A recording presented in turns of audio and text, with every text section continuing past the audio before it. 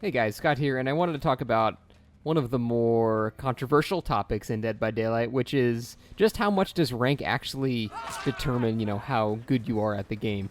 It's something that everyone talks about, and then some people think that rank doesn't matter, and some people think that, rank actually does determine how good you are at the game. So I decided to record a bunch of games in a row with no, cherry picking. I just recorded like 9 or 10 in a row. I started with rank 9 through 12 right after, no, it's not right after. It was about 10 days after rank reset, so there was time for everyone to rank up. So I recorded a bunch of games at that rank, then I recorded a bunch of games at rank 1, and I just wanted to show you pretty much how survivors act in one group versus how they act in the other. And you can, definitely see that the lower ranked players, on average, they kind of make more mistakes. They choose dumber decisions overall. But let's take a look at the actual example so you can see what I'm talking about. All right, so first up, these are the pool of like rank 9 to 12 games. And you can see that they make kind of really silly decisions, like they just choose to heal right in front of me when I have nurses calling, and then this Meg just runs in a straight line. There's not really many attempts to juke. And again, they heal in front of me, and then the Meg, running in the distance, just continues running in a straight line, no juking at all. Here, there's a Claudette that tries to juke by just crouching in a corner. Generally a really, really bad idea against any killer that can one-shot you, or Huntress, can do it pretty fast. Here, this Fang just kind of panics and runs directly into me, and if I didn't screw up, I would have actually body blocked her and chainsawed her instead of letting her get to the pallet, but I got a hit on her anyway.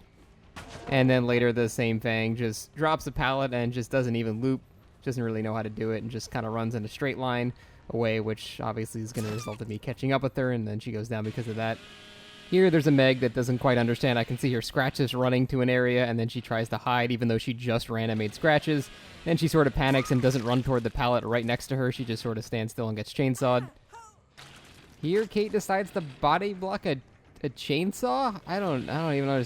I don't get that one. Next, we have a legacy player that just decides to suicide to get a generator. It wasn't even the last one to pop adrenaline or anything. They just died to just finish the generator, I guess. Here's a Bill who somehow gets mind-gamed on a tile that he can actually see through. He just sort of panics and vaults right into me. Here, Claudette just sort of runs into me and into an area that I cannot possibly miss a chainsaw in. Next, we have a Nia that just chooses to hide behind a generator she just touched, and she again runs into an area that she can't really juke a chainsaw in. Here, Nia decides to just heal in like the middle of absolutely nothing. No pallets, no cover, just hiding behind a boat and healing up. Here, a very cute Dwight sees me, just runs into a wall, turns around, panics, runs directly into me, and then gets chainsawed. Here, while I'm chasing a Fang, she decides to turn into a path where she has absolutely no options to juke or dodge a chainsaw in any way again. That was a Kate, apparently born without eyes or ears. These guys just hear my chainsaw coming and decide to just stand in place and heal each other, and then they die. And the Quentin just sort of runs away from the only safe pallet in the area, and then he dies. Basically, at low rank, there's a lot of this. It's every single game has the majority of players making, not the best decisions. They make a lot of mistakes, and, that's to be expected at that rank. So it's pretty safe to say that at low rank, there is a definite, noticeable smaller amount of skill than at higher ranks, right?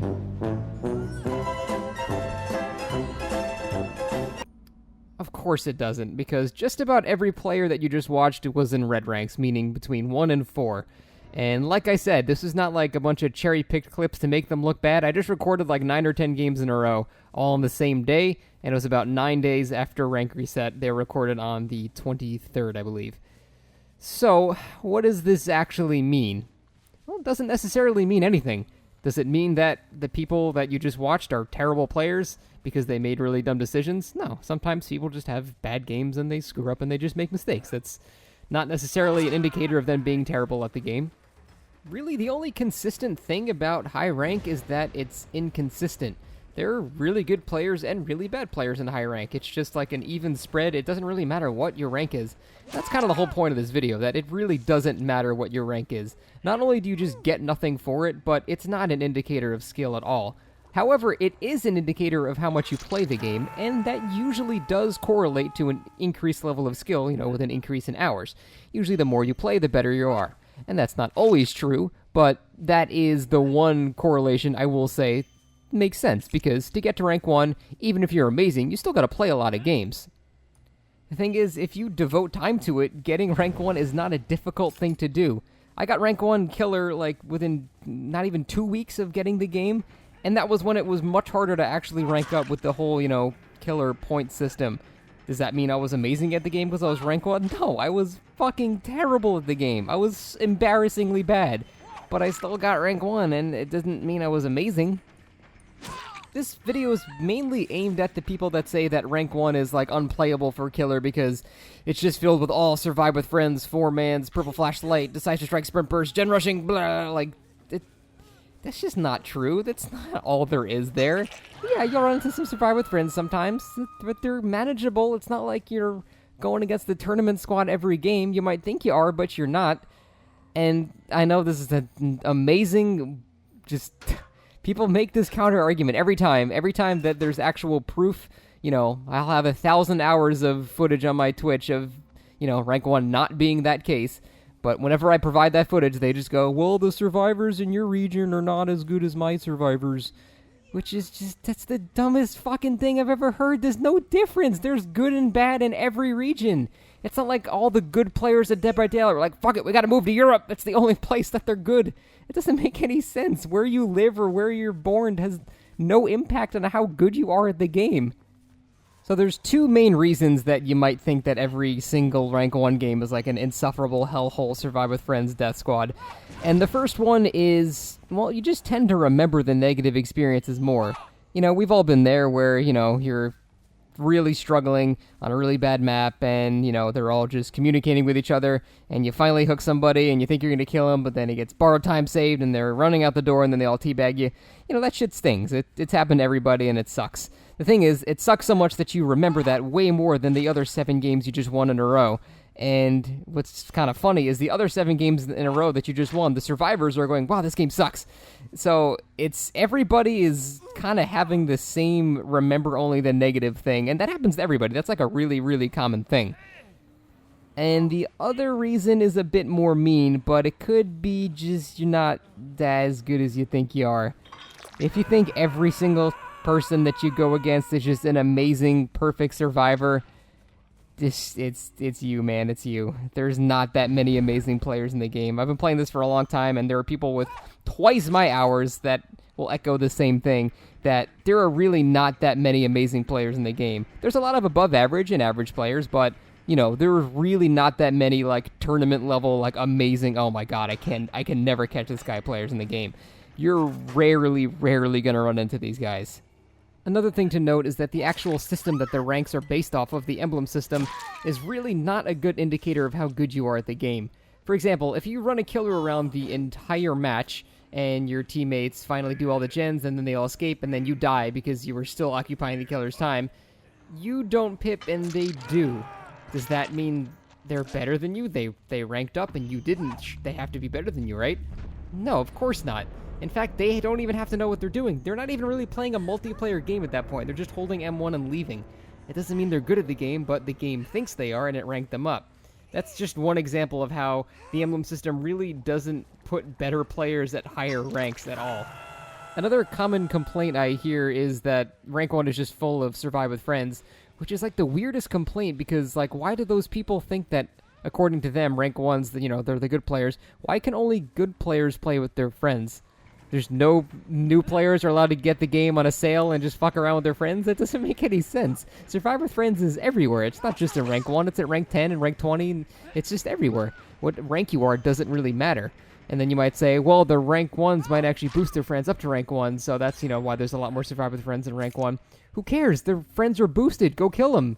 And then you'll be able to kill their better friends because they're forced to come rescue their worst friends and they're in a bad area. So I don't understand the relation between the two because there really isn't one. There's a lot of Survive with Friends, and then there's a lot of games where they're not Survive with Friends. Another thing I really hate seeing in the community is when people use rank to basically justify their own opinions about the game. Like, how many times have you seen someone dismiss something that someone said because, like, they'll look at their profile and go, oh, you're not even rank 1 right now, or something like that. That's just like, when you have a system as, ineffective as DBD's ranking system, justifying an argument or a debate with your rank is just the dumbest thing you can do. If you want to have a debate about the game, talk about, the facts surrounding the game, or how a normal game goes, or stuff like that. The number you have next to your name, because the system itself is so broken, is meaningless when you're talking about these kinds of things. So please, the next time you're about to type as a rank 1 whatever, just stop and just talk about the game objectively. Your rank doesn't matter for whatever you're trying to argue about. Obviously, there are exceptions to that. Like, if you're rank 20, that means you actually just bought the game. So that's different. I'm talking about, like, ranks 1 through 12. So how do you actually fix this system like this to make rank actually matter? I have no fucking idea. This game is really, really hard to do that in. It's asymmetric, and it's just... There are so many variables that can determine whether or not someone is good at the game that just slapping a number on somebody, it's not enough, nor will it ever be enough. So, honestly, I think the ranking system they have right now, however pointless it is, it's just whatever, just leave it. The last time they tinkered with it and they made it actually harder for survivors to rank up, I had 20-minute queues as killer, and it was miserable. So, I would prefer just complete randomness in all the ranks, compared to actually a little bit better survivors and no games whatsoever. So, I'm honestly okay with what they got right now. It's not a good system, but whatever. This is, again, it's not a super, tournament competitive game. It doesn't need an MMR system or anything like that. So, I think what they have now, however ineffective it is kind of okay. Maybe someone someday will come along with a better system for it, but I don't have the answer to that. I have no idea how to fix that. Basically, in a nutshell, yes, at higher ranks, generally you'll find a bit more skill than at lower ranks. Is it enough to basically freak out about and think rank 1 is absolute hell? Not even close.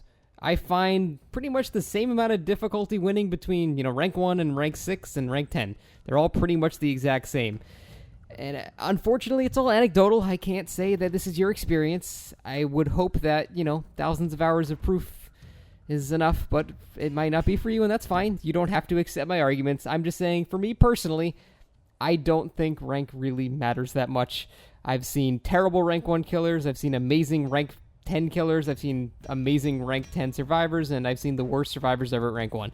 There's just no consistency. It's just a random smorgasbord of what the fuck skill level am I in. It's chaos. I have no idea what you are based on your number. It's just... Every game is different. Rank is really not that important. Don't get so stressed about it. Don't get so stressed about not pipping if you die. Honestly, that just means you'll probably have quicker queue times. That's a good thing. You don't get anything for ranking up, so in terms of rank and all that stuff, just relax about it. It's not that big of a deal.